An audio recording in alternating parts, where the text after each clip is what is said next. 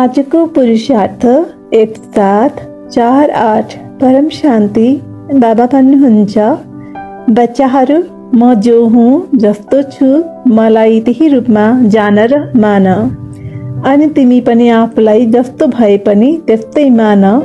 मलाई याद गर, अर्थात् पिता सधैँ पवित्र हुनुहुन्छ, शुद्ध हुनुहुन्छ।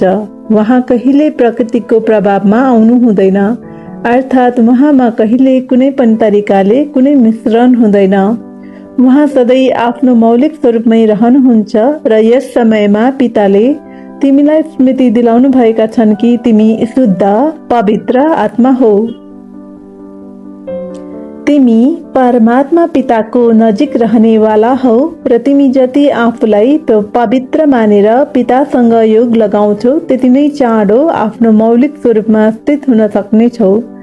र तब तिमी प्रकृतिको बीचमा रहेर आफ्नो मौलिक स्वरूपमा स्थित भई प्रकृतिलाई पनि प्रकाश अर्थात् प्रकृतिको पनि मौलिक स्वरूपलाई जान्न र मान्न सक्नेछौ। बस यति मात्र सोच कि तिमी त धेरै पवित्र छौ, किनभने तिम्रो मौलिक स्वरूप पनि पवित्र नै हो। धेरै चाँडो तिम्रो संकल्पहरूबाट प्रकृति पवित्र बनी पवित्र दुनियाँ स्थापना गर्नेछ, किनभने प्रकृति नै दुनियाँ हो। यसरी नै तिमी कुनै पनि आत्माको बारेमा कुनै पनि संकल्प नचलाऊ, केवल उसलाई उसको मौलिक स्वरूपमा हेर। त्यसपछि ऊ धेरै चाँडो तिम्रो संकल्पहरूबाट परिवर्तन हुनेछ। जस्तै सुनमा कुनै मिश्रण छैन भने त्यो पवित्र छ, दूधमा घिउमा कुनै मिश्रण छैन भने त्यो आफ्नो शुद्ध स्वरूपमा छ र प्रत्येक चिजलाई पवित्र बनाउनको लागि अग्निको प्रयोग गरिन्छ। अग्नि अर्थात् प्रकाश। जब तिमी आफैलाई मौलिक स्वरूप अर्थात् प्रकाश सम्झेर सबैलाई उनीहरूको मौलिक स्वरूपमा हेर्नेछौ वा केवल संकल्प मात्र राख्छौ, अर्थात् पवित्र प्रकाशले सबैलाई पवित्र प्रकाशमा परिवर्तन गरिदिन्छ। बस बच्चाहरू महसुस गर कि सबै प्रकाश नै प्रकाश हो।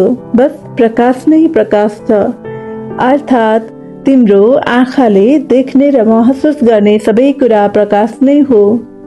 हरेक पल तिम्रो भित्री संकल्प यो हुनुपर्छ कि म यी सबैको मालिक, मेरो पिता बिन्दु स्वरूप प्रकाशसँग यी सबैको कल्याणार्थ यहाँ अवतरित भएकी छु। बस अब यी सबैको अर्थात् यस विश्वको कल्याण भयो कि भयो। न्यारो अर्थात् प्रभाव मुक्त न्यारी आत्मा नै सबैको प्रिय बन्छ। न्यारी आत्माले नै सबैको कल्याण गर्न सक्छ। आजलाई परम शान्ति।